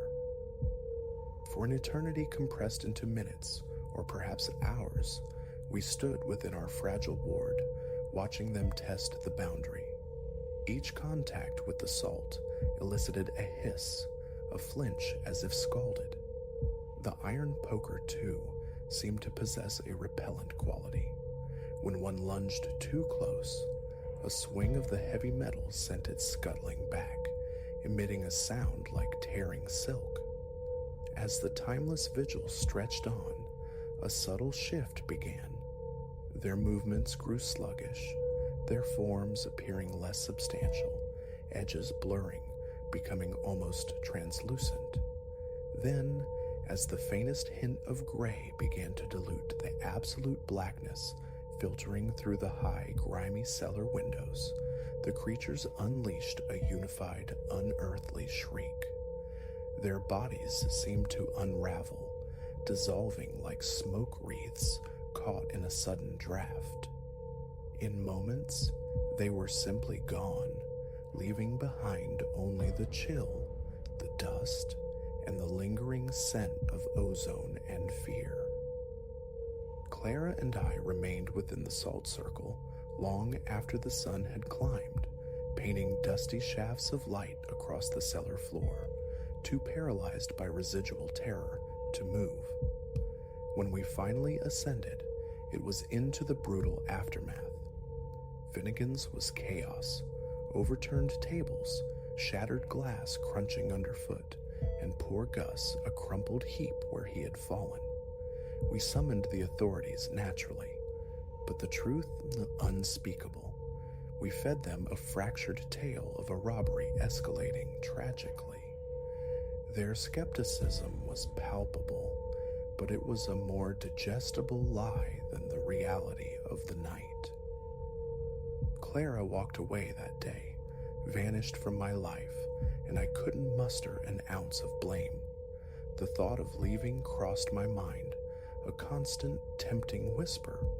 Yet something anchors me here, perhaps a misplaced obligation to stand sentinel, perhaps sheer, bone-headed refusal to let them claim final victory.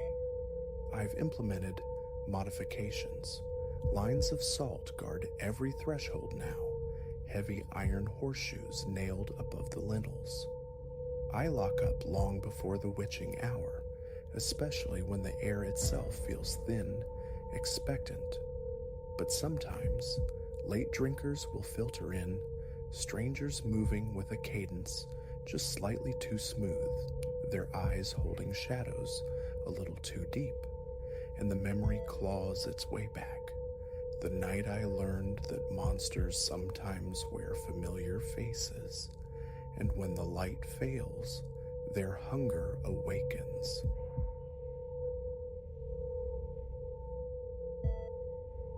Against the familiar scuff marks of his threshold, an anomaly, a stark white oblong, crisp and unblemished. Elias, weary from the day's labor, paused. No postmark bled into the fiber, no sender dared claim ownership. Confusion prickled first. A misdelivery, perhaps? He stooped, his fingers closing around it. A peculiar chill radiated from the paper, seeping into his skin, more profound than the evening air warranted. Inside, the bolt slid home with a reassuring thud. He sank onto the worn velvet of his sofa, turning the enigma over in his hands.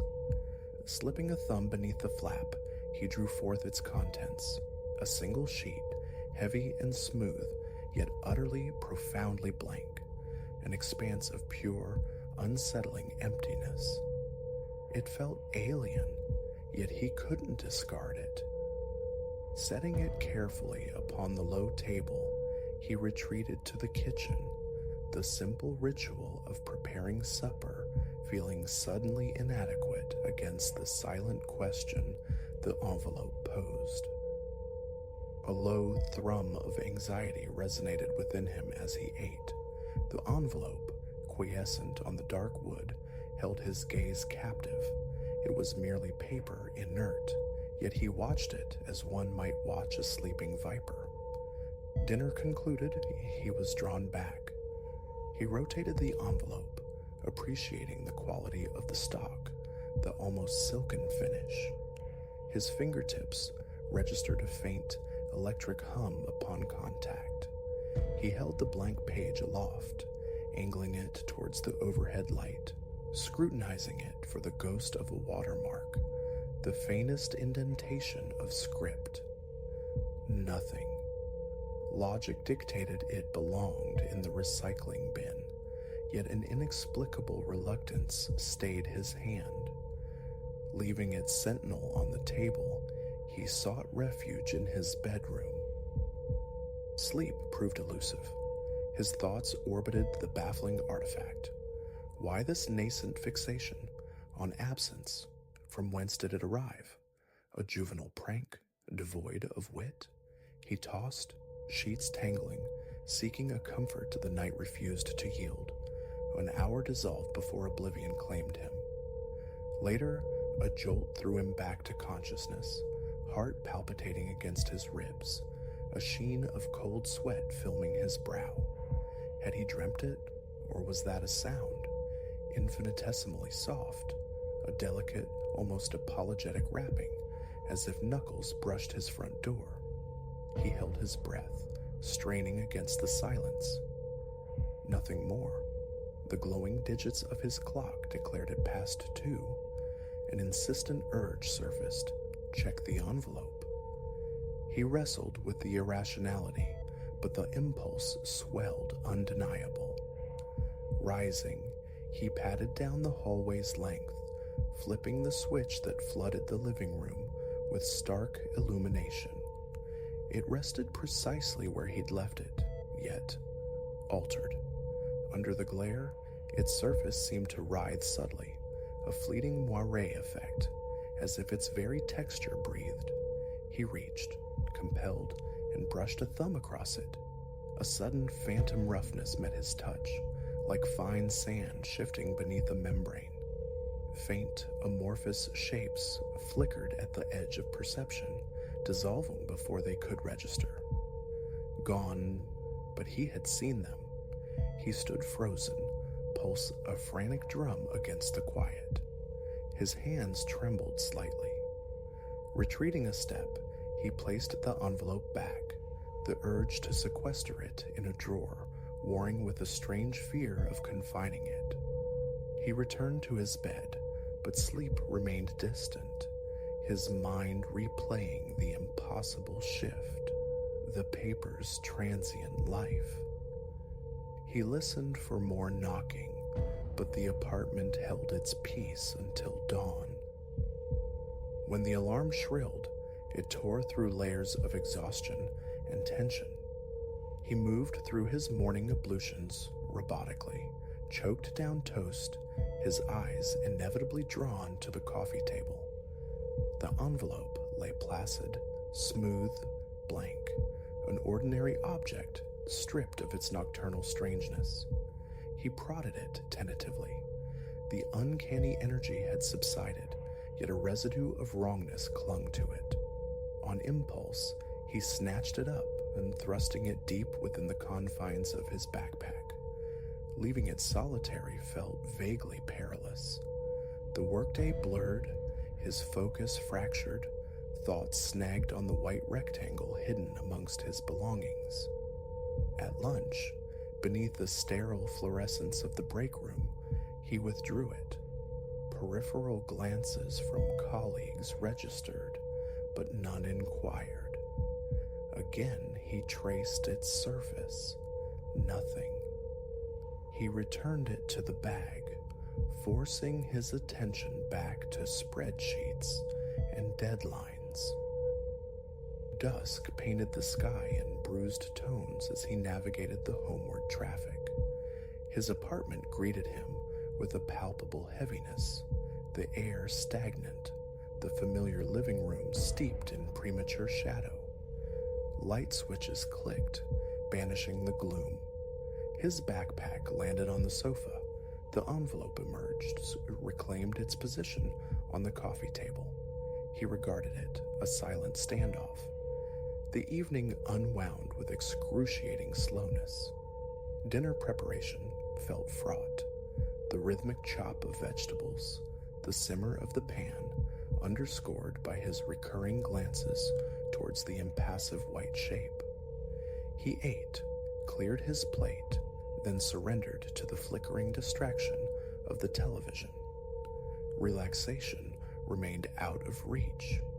Each glance at the envelope sent that familiar tingling current up his arms. He chided his irrationality. It's just paper. But the feeling persisted, undeniable. Midnight approached. He switched off the television, preparing for another restless night. One final look at the envelope. He resolved to leave it, curious if the texture would transmute again in the darkness. In his bedroom, door closed, he lay rigid in the blackness, muscles coiled, the throb of his own pulse loud in his ears. He attempted measured breaths. Eventually, fatigue won, pulling him under. Then, deep in the night's fabric, the sound returned. That same hushed knocking, too intimate for the hallway. It emanated from his side of the bedroom door. His eyes flew open. He sat bolt upright, heart hammering a frantic rhythm. Tap, tap. He swung his legs out of bed, listening intently, mouth parched. A few hesitant steps brought him to the threshold. Open it? His mind raced. The knocking ceased. He turned the knob, easing the door inward. The hallway stretched dark, but the living room silhouette was visible. Coffee table, check. Envelope upon it, check. No discernible movement, yet the air grew thick with an unseen attention. An invisible weight settled in the room, expectant. He fumbled for the hallway light, then advanced into the living area. The envelope's surface rippled undeniably now. Miniature waves traversed the paper, a silent, hypnotic undulation. He recoiled instinctively, chest tightening, breath catching high in his throat. Burn it? Throw it out? The impulses flared, but his limbs refused coordination. Instead, his hand stretched out, volition overridden. Contact sent a jolt, a prickling cascade from fingertip to shoulder. Fleeting images, swift and indecipherable, flashed behind his eyes. Shapes that hinted at characters, but vanished before coalescing. The memory of the knocking echoed internally, though the room was silent. Drawn by an unseen current, he lifted the flap once more. The sheet within remained blank, yet he could have sworn a faint rhythmic pulse thrummed against his palm. An odd compulsion urged him closer. He held the paper near his face, staring into its vacancy, waiting. Nothing materialized. He became aware of himself then, standing in sleep clothes, trembling in the dead of night, mesmerized by nothingness. He slid the paper back into its sheath, returned it to the table, and retreated backward until his shoulders met the bedroom door frame.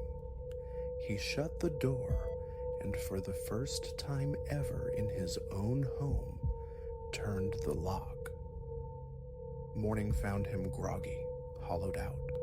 He entered the living room, braced for something. Floating paper, shredded remains. But the envelope sat placidly, restored to its daytime guise of utter normalcy. An experiment formed. From a kitchen drawer, he retrieved a butane lighter. Returning to the table, he flicked the striker, summoning a small, steady flame near one corner of the envelope. He edged the fire closer, but his hand began to shake violently. A wave of profound nausea washed over him. He snatched the lighter back, the flame extinguishing with a hiss. His chest constricted. The nerve failed him. Setting the lighter aside, acknowledging his fear, he carefully slid the envelope into a large plastic zip-top bag, sealing it tightly. This he placed inside a sturdy wooden keepsake box, lodging it deep within the hall closet. Keys in hand, he fled the apartment, hoping containment might quell the phenomenon. Throughout the day, the memory of the soft knocking played on a loop in his mind, intertwined with the elusive, shifting shapes. He tried to reconstruct them, but they remained ethereal flickers, refusing solid form. He lingered late at the office, postponing the return, dread coiling in his gut. It was nearly 9 when he finally let himself in. Darkness swallowed the apartment. He activated every light source, a futile bulwark. A check of the closet confirmed the box remained, but the closet door itself stood ajar by inches. He knew, with chilling certainty, he had closed it flush. Heart sinking, he switched on the closet light. The wooden box rested on the shelf, lid secure, but positioned on the opposite end from where he'd placed it. Trembling, he lifted it down, setting it on the floor before raising the lid. The plastic bag lay within, still sealed. The envelope, however, rested inside it at a peculiar slant, subtly displaced. He unzipped the bag. The envelope felt distinctly warm to his touch. That potent electric tingle surged up his arms. A whisper, thin as spider silk, seemed to brush his ear, or was it merely the draft? He fled to his bedroom, retrieved an old, disused backpack, and thrust the bagged envelope inside, zipping it shut with frantic haste. He tossed the backpack into a corner, then leaned heavily against the wall, breath coming in ragged gasps.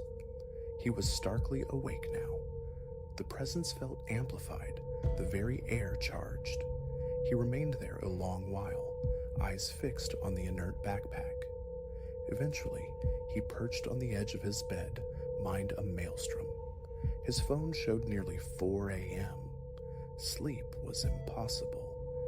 He kept vigil over the backpack, waiting for a twitch, a sign.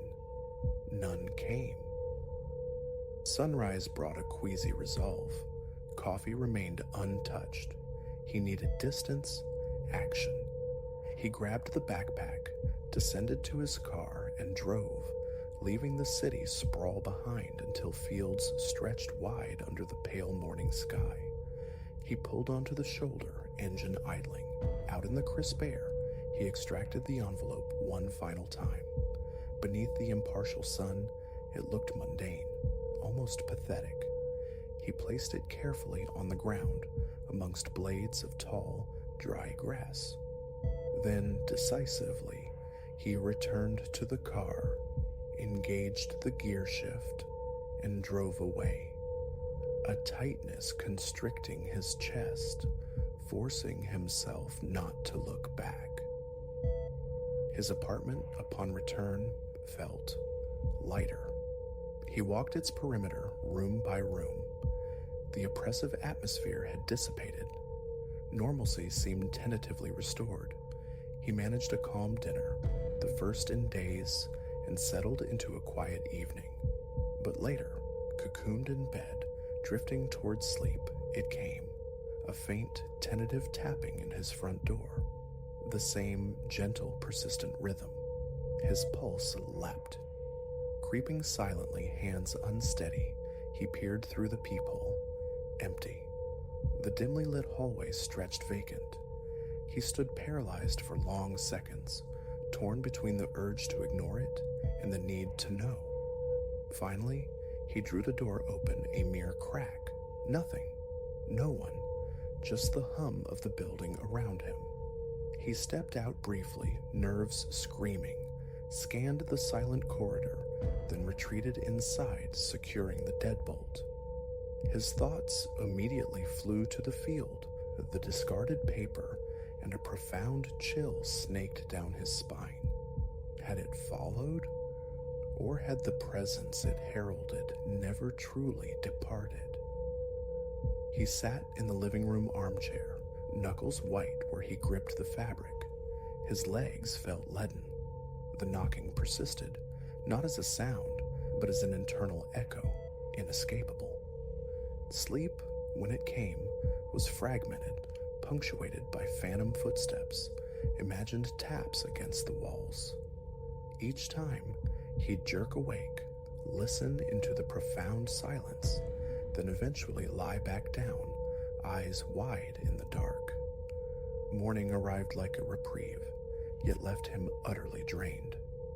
He moved through his routine haunted by the envelope. Discarded, yes, but the connection felt unbroken. Stepping outside for work, he half expected to find it lying innocently on the mat. Nothing. Just another ordinary day dawning. He doesn't know now what is happening or how it might end. The sense of unseen company persists, strongest in the nocturnal quiet. He finds himself lingering near the door, listening.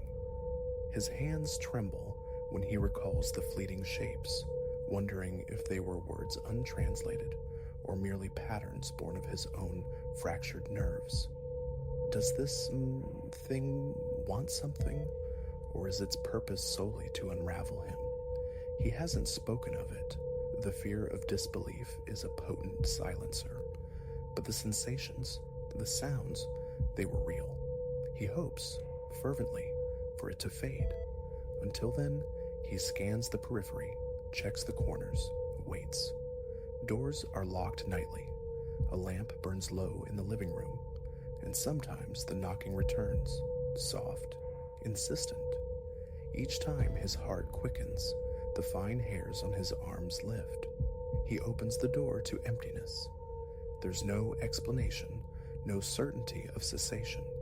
Only this: the envelope, though gone, left an indelible mark. The presence remains, his silent, watchful companion, and Elias waits, perpetually, for the next knock.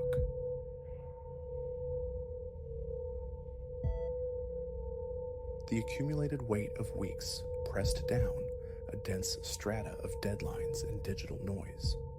My phone, a relentless black mirror, pulsed with demands, each notification a tiny hammer blow against my fraying nerves. Escape felt less like a desire, more like a biological imperative. And so, I sought sanctuary in Seabrook Cove, a coastal hamlet drowsing a few hours' drive away, securing a small house perched precariously close to the Atlantic's embrace, a place promising nothing but the ocean's ceaseless conversation.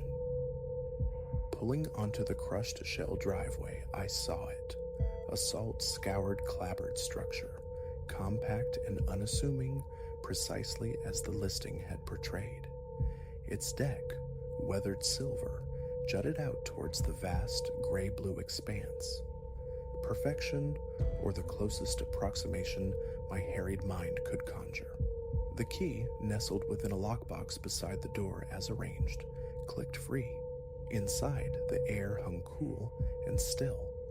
Dropping my duffel, a sigh escaped my lungs, long and shuddering, releasing tension I hadn't consciously registered holding. This weekend, I vowed, would be restorative. That initial day unfolded with a gentle rhythm. A long, meditative trek along the shoreline, the sand cool beneath my bare feet. Hours lost in a novel on the sun-warmed deck. A simple meal prepared in the tiny, functional kitchen.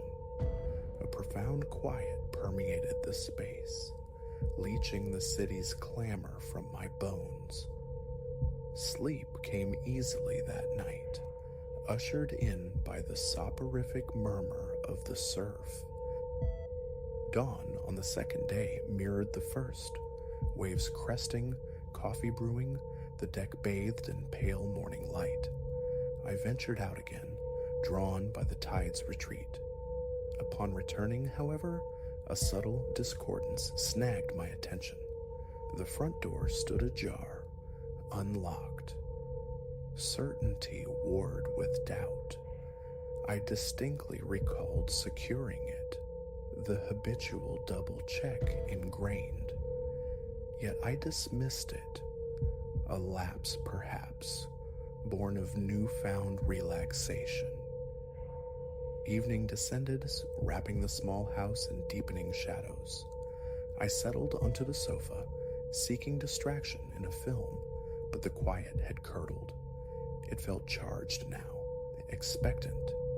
Every creak of the floorboards, every settling sigh of the structure resonated unnaturally. A prickling unease crawled beneath my skin, a sense of displacement I couldn't articulate. Paranoia, I chided myself, just the silence getting to me. Retreating to the bedroom, I stopped dead. On the bed, the duvet, which I invariably left in a tangled heap, was now arranged in a crisp, precise fold at the foot. Not elaborate, merely neat, and utterly wrong. My mind scrambled for explanations. A phantom cleaning service, unmentioned, grasping at straws against a rising tide of intuition that insisted I hadn't done it. A knot tightened in my gut, cold and hard. Still, I clung to reason. The following morning amplified the strangeness. Another brief walk, the sea air failing to clear my head. Back inside, the kitchen felt subtly altered. A plate left draining by the sink now rested inches away. My coffee mug, abandoned on the countertop, had migrated. Small shifts, undeniable dislocations. My heart began a frantic tattoo against my ribs. A methodical circuit of the house confirmed every window latched, every door bolted. No forced entry, nothing overtly disturbed, nothing missing. Yet the conviction solidified, settling deep in my marrow. Someone had been here.